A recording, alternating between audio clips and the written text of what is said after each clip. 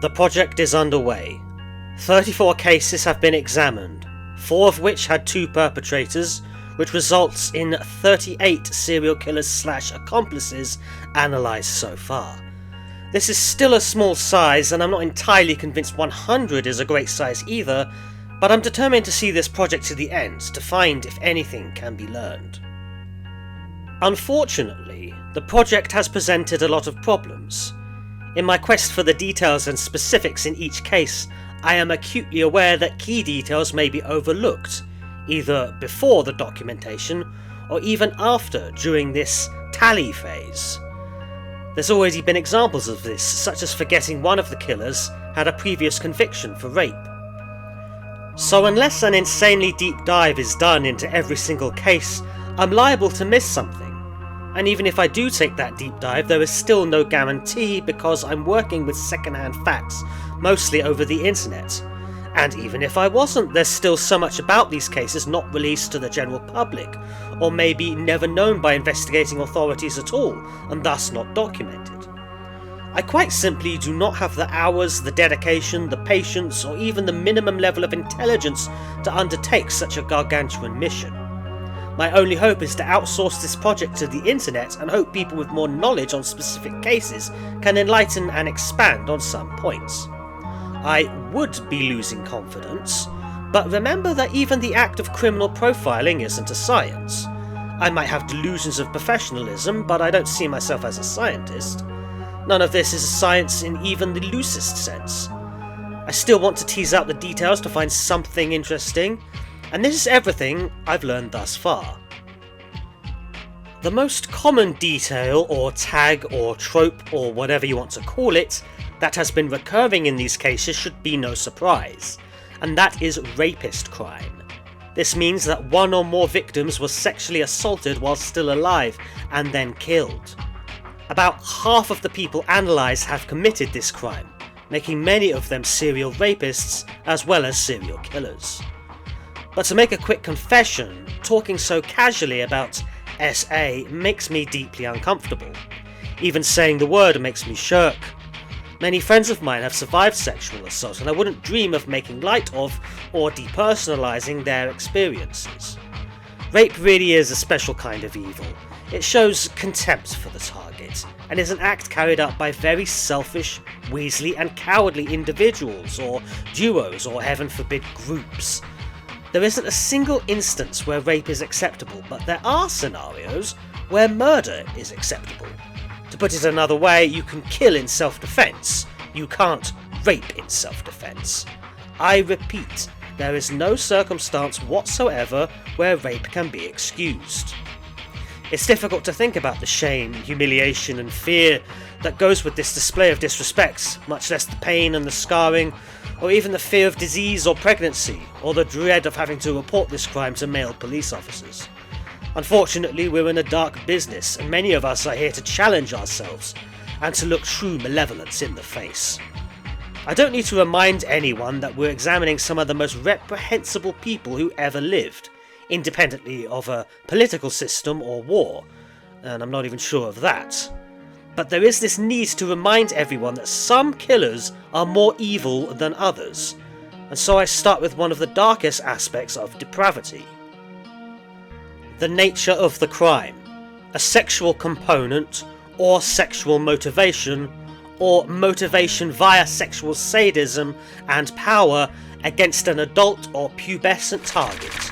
Bittaker, Norris, Rissel, Brady, Alcala, Panzram, Clark, Picton, Milat, Georges, Erskine, Jespersen, Christie, Rolling, Gillis, Kroll, Cottingham, Curtin, Pierce and Macduff have all committed this with varying degrees of brutality and extent. That's 20 out of 38. The implication being that the remaining 18 are less evil than those mentioned? In most instances I would actually say this is true, but not for others. Ireland, Hindley, Wright, Kuklinski, Ishikawa, Cowell, Bundy, Berkowitz, Chase, Haigh, Rassmussen, Toole, Lucas, Wuornos, Graham, Cook, Robinson, Franklin and Rifkin did not commit rape during their murders. But even with that I have my doubts. Lucas in particular almost certainly committed rape during his murders, but the detail is either not confirmed or confirmed only marginally by less than stellar sources. With the other killers, let's not forget that some raped their victims after death. Many of these individuals have a record of sexual assault. This detail is unsurprisingly connected with the perpetrator's criminal history. Norris, Rissel, Alcala, Panzram, Milat, Georges and Curtin all had a previous record for sexual assault, and all of them definitely raped at least some of their victims. Other details are creeping in. Besides me possibly overlooking this part of their history, there's a high chance they did commit rape before they went on to serial murder/rape, but the victims didn't come forward, or the perpetrator wasn't identified, caught, or charged. I also want to add the Peeping Tom history to this portion, but only Danny Rolling had a known history of that. I'm prepared to bet many serial killers committed this act, but weren't caught, and it was all part of the escalation process before they committed their more violent crimes. Indeed, Peeping Tom is just a nice way of saying voyeur, or even stalker. But there's yet another component to sexual assault: how long the victim was abducted for. I don't have a very good means of measuring when a victim was kidnapped versus quickly assaulted and killed, so this is especially difficult. Bittaker and Norris, Brady and Hindley, Ivan Milat, and Kenneth Macduff are the ones that kidnapped their victims for longest periods of time, let's say at least a day before the murder, but there may be more. Henry Lee Lucas and Ivan Milat both have a criminal history involving kidnapping, and probably held victims for an extended period of time. I need to turn my attention away from the grim sexual opponents and look at the profit component for the crime. Cook, Panzram, Chase, Georges, Rolling, Curtin and Pierce were at least sometimes in the act of committing burglary or robbery during their murders, and some killed specifically so they could rob the victims, such as John Haigh and Aileen Wuornos. Panzram, Cook, Rolling, Curtin and Pierce also all had a criminal record of robbery, theft or burglary, as did Kuklinski, Haigh, Erskine, Christie, Franklin and Macduff, although their murders didn't necessarily involve a profit motive like some of the others. I also tagged greed for some cases. This is a very general term, but there were some perpetrators that seemed to be characterised by a love of money, Haigh and Robinson especially, and also Kuklinski. Haigh and Robinson also had a history with fraud, as opposed to more direct methods of theft, as did Peter Curtin. This covers a large part of the nature of the crimes, and now I move on to their backgrounds, namely asking, where were the parents? We see an absent father in the case of Ireland, Rissel, Brady, Alcala, Wuornos, Gillis and Franklin. We see adoption involved in Bittaker, Berkowitz, Georges and Rifkin.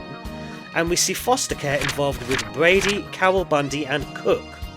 Finally, we see abandonment with Kenneth Erskine, and both Aileen Wuornos' and Guy George's parents also abandoned them. You'd think this would be a ringing endorsement to stay with your kids, but just as many had to deal with dreadful father figures. Hindley, Kuklinski, Carol Bundy, Toole, Lucas, Picton, Jespersen, Cook, Christie, Robinson, Rolling, Franklin and Curtin all had an abusive tyrant and or abusive alcoholic fathers. Aileen Wuornos did as well, but in her case it was more about an alcoholic and tyrannical grandfather. Mothers were nearly as bad, with Norris, Kuklinski, Carol Bundy, Toole, Lucas, Picton, Robinson, Curtin and Pierce having abusive tyrant and or abusive alcoholic matriarchs. Kuklinski, Carol Bundy, Toole, Lucas, Picton, Robinson and Curtin actually had both. I also had a tag for negligent parents, which I may remove.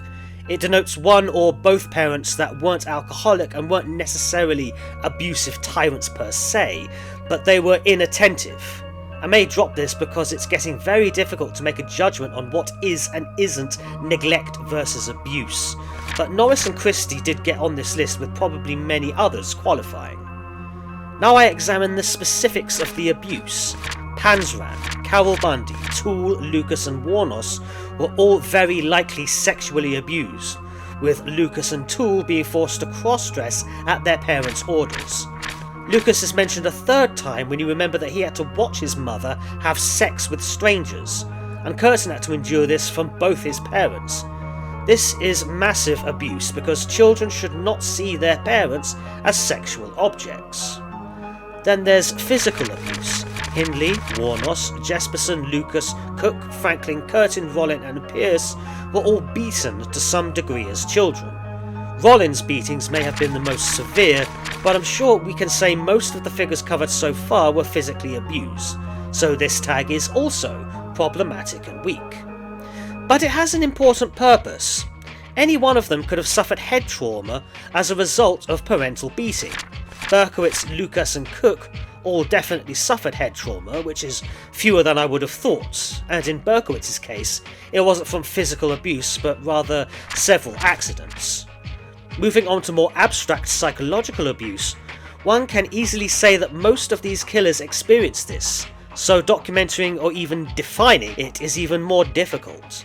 But let's take some more specific instances, starting with whether or not a family member was convicted of an especially heinous crime. Kuklinski, Wuornos and Curtin all had a family member who molested a child, brother in the case of Richard and father for Aileen and Peter. In Kuklinski's case, that family member also killed the victim. It seems likely the killers know about their familial connection and might have felt intense shame and/or a lowering of their moral threshold. Both Berkowitz and Wuornos had a familial revelation that could well have turned their world and self-image upside down. They also both experienced a significant family bereavement before adulthood, alongside Cowell, Bundy, Hindley, Kroll and Rifkin.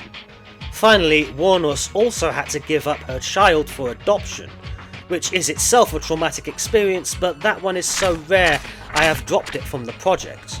Aileen Wuornos does deserve special consideration. Her trauma history was extensive, and this goes a long way to making her one of the more sympathetic killers. So far, the only killer to rival that extreme trauma history was Carl Panzram, but even his negative experiences are lesser.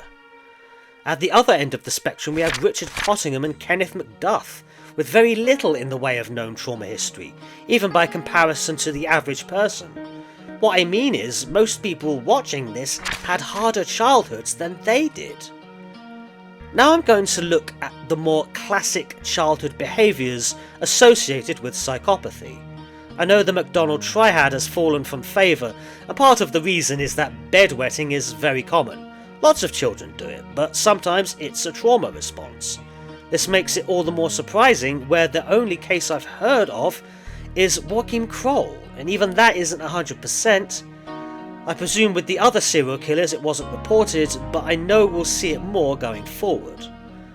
A more obvious sign of troubling unchildlike behaviour is the torture and killing of small animals. This should be considered a very bad sign, with Kuklinski, Berkowitz, Chase, Georges, Jespersen and Curtin all confirmed as infant zoosadis. Chase, Jespersen and Curtin kept harming animals as adults, and Curtin took it a step further, like he often does, with zoophilia on top of that. Colin Ireland actually killed a cat as part of his crime spree, so that also counts. Finally, arson is the third component of the outdated model. Ireland, Panzram, Berkowitz, Toole, Cook, Curtin and Pierce all had a history of arson in their childhood, with Ireland, Toole and Curtin having committed arson as part of their murder spree. Joseph Franklin and Richard Cottingham set fires during their crimes as well, but it isn't clear if they also did this in childhood. I now move on to the more adolescent-based wing of conduct disorder. I used a very broad category of juvenile delinquency, but the exact meaning and extremity of this behaviour is impossible to determine. So, like many other things in this project, it's just a rough idea. Ireland, Bittaker, Brady, Panzram, Berkowitz, Wuornos, Milat, Georges, Cook, Rolling and Gillis were all tagged with this, but I'm sure others would also qualify. Panzram's was probably the most severe, and Gillis's was the least. When it comes to abusing substances, only Panzram and Wuornos have a confirmed history, with both cases being alcohol, while John Haigh and Steve Wright were said to have gambling problems. Richard Chase may also qualify for drug and or alcohol dependency. Wuornos is also the only figure from this 38 that has confirmed suicide attempts. When it comes to homelessness, Lucas, Erskine and Franklin all have a history, and once again, so does Wuornos. Homelessness is no joke, it's a very hard environment. Only 4 of the figures have been confirmed as bully victims, which is a lot less than I would have thought. Again, like bedwetting, it's something a lot of children have to go through, but it's also something that's difficult to confirm. These 4 were Berkowitz, Jespersen, Cook and Rifkin. Berkowitz was also likely a bully himself, alongside Kenneth McDuff. Again, these numbers are low, and I think I'm overlooking quite a lot. Wuornos was likely also bullied, but she got the social outcast tag rather than bullied. This is another tag I regret because she was the only one to get it, though I'm sure many others would qualify. Comments and corrections are expected and appreciated. On the more sinister end of the spectrum, we have the attempted murder of a peer. Erskine, Jespersen and Curtin are implicated, with Curtin possibly even succeeding to drown a young contemporary. This is more than I thought. I wasn't sure where to list impotency, but adolescence might be where this starts to be noticeable, so I have to mention John Christie. Possibly Richard Chase as well, but I don't know. That's most of the environmental factors documented. Now I want to look at innate endowments, starting with IQ. Only Lawrence Bittaker and Rodney Alcala are said to have a high IQ, and the evidence for Alcala is shoddy. Berkowitz, Rolling, Rissel, Christie and Robinson all allegedly had above average IQs. Chase, Lucas, Picton and Wuornos all had below average IQs, and the killers with the lowest IQs are Toole, Graham, Erskine, Kroll and Pierce. Kenneth Erskine in particular had an IQ so low he is considered disabled. This leaves 24 whose IQs are unverified, but I've consulted a few sources and made a series of educated estimates to give us a very rough idea. Take the following with a shovel of that proverbial salt, and again, corrections are wanted. High IQ, I think only John Haigh qualifies for high IQ. Above average, Norris, Ishikawa, Rassmussen, Robinson, Cottingham and Rifkin. Average IQ, Hindley, Wright, Panzram, Kuklinski, Georges, Jespersen, Gillis, Curtin and Kenneth McDuff. Below average IQ, Ireland, Brady, Clark, Carroll Bundy and Cook. Low IQ, Ivan Milat and Joseph Paul Franklin. And now on to mental health. Antisocial personality disorder was the most common with 8 entries. Alcala, Panzram, Kuklinski, Toole, Wuornos, Georges, Erskine and Rolling. Borderline personality disorder, Wuornos and Rolling. Narcissistic personality disorder, Aller, Georges and Pierce. Schizoid personality disorder, just Roy Norris. Paranoid personality disorder, Richard Kuklinski and possibly Haigh. Schizophrenia, Richard Chase and Kenneth Erskine. Pyrophilia, Otis Toole. Paraphilia, Rolling, and unknown mental illness for Harrison Graham. I've also tagged Factor 1 psychopath, but this isn't really something that's diagnosed, with the possible exception of Ian Brady. I had tagged John Haigh, but I don't have any real evidence for that. Only by his actions does he suggest this pathology, but surely most of the subjects on the project would qualify for this diagnosis. Taking a look at jobs, statistically speaking, law enforcement and nursing are the professions with the most amount of psychopaths, male and female respectively. Given most serial killers are psychopaths, this is a detail I've been on the lookout for. Professions pertaining to the armed forces have also been noted. The army was the most common, with Alcala, Panzram, Berkowitz, Cook, Christie, Curtin and Pierce all serving in some capacity. The Navy had 2 entries with Rassmussen and Norris, and the Air Force also had 2 entries with Clark and Rolling. I'm surprised the armed forces were featured so prominently, with 11 having served somewhere. I'm equally surprised that nursing and policing are so underrepresented, with only Ishikawa and Christie respectively. But I think we all know that number is going to increase in the next 2/3. Given those jobs have a disproportionate number of psychopaths within them, I've been making note of any family member who had them in their employment history, particularly parents, and or serial killers with some abstract connection to these three. Clark, Georges, Jespersen and Christie all do. Rolling has a connection to both the army and policing via his father, and Steve Wright is actually connected to all three, which was a surprise to find so early on. In terms of international representation, being female or black does not make you a minority, but in the context of serial killers it does, at least for now. Hindley, Ishikawa, Carol Bundy and Wuornos, and Graham, Georges and Erskine are so far the exceptions. Finally, the odd indication of a loved one to a monster was in Peter Curtin's wife, his morality pet. The following section is rather bloated, but I'll now summarise the crimes themselves and the specific details. Ireland, Berkowitz and Curtin all sent letters taunting the police. Ireland and Jespersen wanted media attention, it's surprising that one is so low. And when it comes to staging bodies, Ireland, Wright, Alcala, Cook and Rolling all partook. Ireland has been featured in all three of these elements, which I find interesting. I now look at how deceitful the killer was. I actually have a tag for deviousness, but like greed and a few others, I don't know how useful it will be. Only John Christie is on the tab for bearing false witness and securing an execution. I don't know if any other serial killer has achieved that dreadful goal, though many died as a result of Kroll's investigation. Similarly, writing fake letters to throw off suspicion is done by John Haigh and John Robinson, and it also demonstrates a level of conniving above the average. Then there is using people from within prison, such as what Hindley, Robinson or Rolling did. Then attempts to feign insanity, which has mixed results, but Berkowitz and Haigh tried it. When talking deceitfulness, certain names are recurring, I see.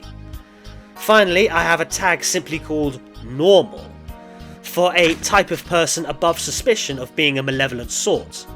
As I double checked the list, I don't think many of these killers could safely pass for normal, instead coming across as too aggressive, creepy, unemotional, too emotional, narcissistic or unhinged. The exception seems to be Lawrence Bittaker, at least according to John Douglas. Perhaps Richard Cottingham or Sean Vincent Gillis, although I have read Gillis creeped people out.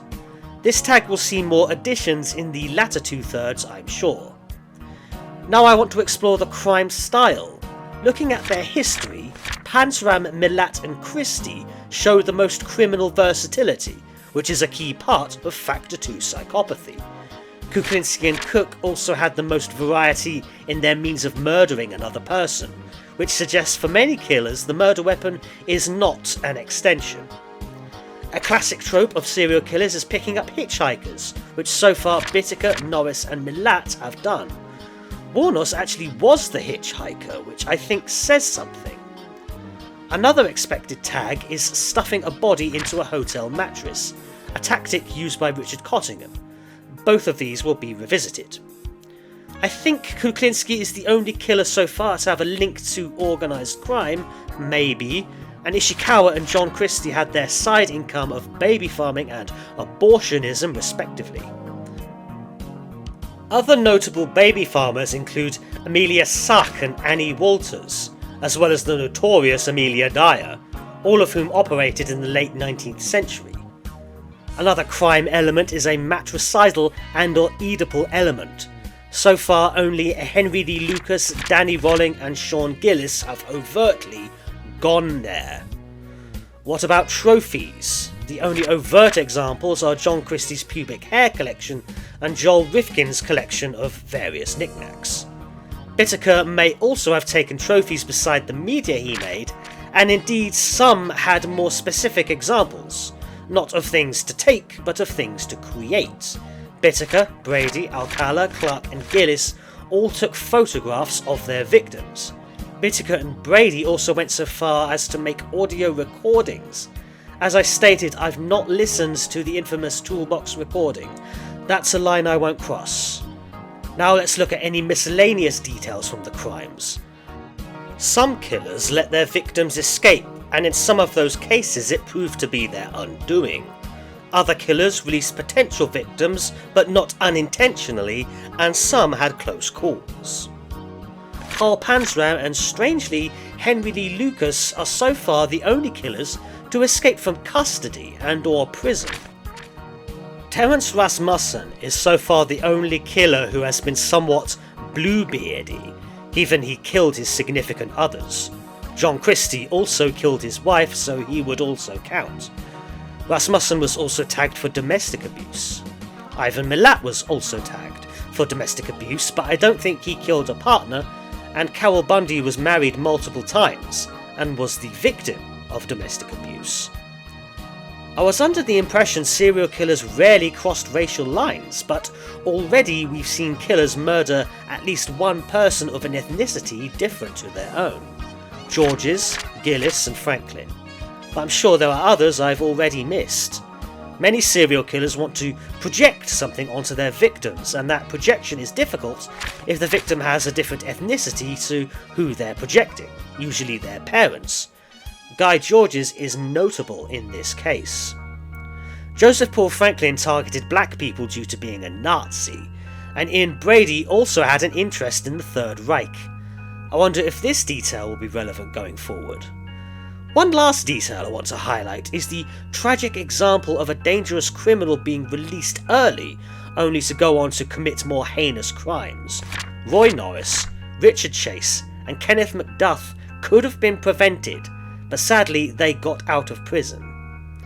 There's only one aspect of the crimes left to explore, and I have saved the worst for last. I'll start with something I know upsets a lot of people, and that's necrophilia. Despite still being early days of the project, it's well represented already. Clark, Chase, Cook, Christie, Gillis, Kroll and Curtin all had sex with a dead body at least once. And Chase, Kroll and Curtin all partook in cannibalism as well. Special note to Kroll, who cooked and ate flesh besides just drinking blood. Bittaker, Milat, Georges, Cottingham and Macduff also tortured their victims to some degree. It's hard to say what does and doesn't constitute torture, but with these five it was the most explicit. The torture of the Toolbox killers was so extreme, I've given that the tag of cruel and unusual, and Alcala revived his victims so he could kill them again, and Milat would paralyse his victims by cutting their spine.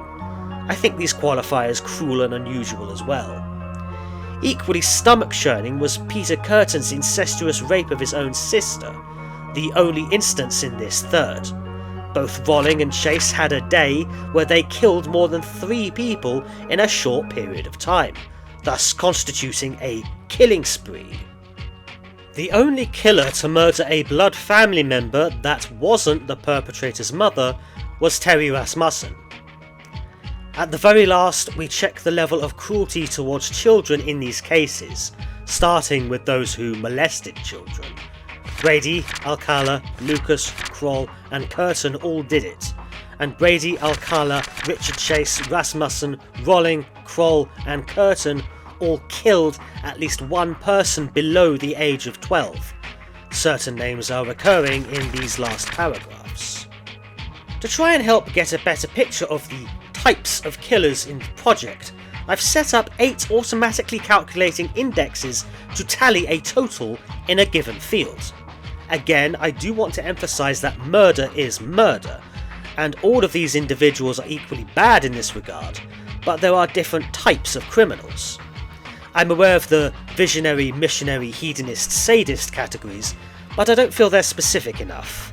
I also know there are several typographies of serial killers, Angel of Death, Black Widow, etc. But here are my 8. Number 1. The pain index calculates physical trauma the perpetrator went through, typically during childhood. Henry Lee Lucas suffered the most in this regard, with Eric Cook also experiencing a lot of pain. Number 2. The Despair Index denotes actions against or by the individual that evoke misery and depression. Sometimes this action wasn't caused by anyone in particular, and includes things like bereavement, adoption, homelessness, substance use, and absent fathers, amongst other things. Aileen Wuornos scored the highest, with only Carol Bundy even getting close. Number 3. The Madness Index. This denotes the number of diagnosed mental illnesses, more bizarre aspects of trauma history, and odd actions undertaken by the individual, such as Oedipal murders. Interestingly, Danny Rolling has scored the highest, with Aileen Wuornos also scoring high in this dimension. Number 4. The Devious Index calculates actions or a history that suggest a degree of cunning and manipulativeness, as well as an interest in money. John Edward Robinson is the standout in this area, with John Christie also scoring very high. Number 5. The Tactical Index calculates typical serial killer behaviours and patterns and goal-orientated objectives besides murder and/or chaos. It might include burglary, taunting someone, or specific tactics, but there's no clear standout in this category. Some killers are somewhat tactical, some are not tactical at all. Number 6. The Wrath Index. This donates extra actions carried out by the perpetrator that suggests anger and destruction, such as arson and/or zoo-sadism, amongst others. Peter Curtin is the highest scoring, with Ireland and Berkowitz tying for second place. Number 7. The Pervert Index is next, calculating sexual crimes, souvenirs, and body tampering, amongst others. These type of tags suggest a degree of enjoyment in the thrill of their actions, as well as sexual gratification. Rodney Alcala is the high scorer, with the Toolbox Killers in second place. Finally, number 8.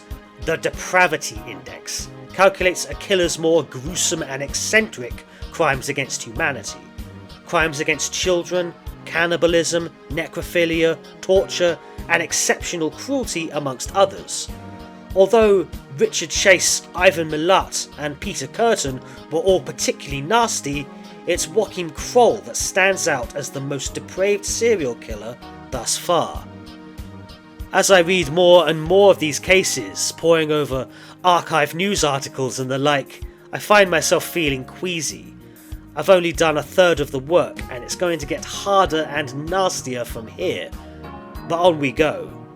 We now move on to killers with 10 or 11 murders. Double digits.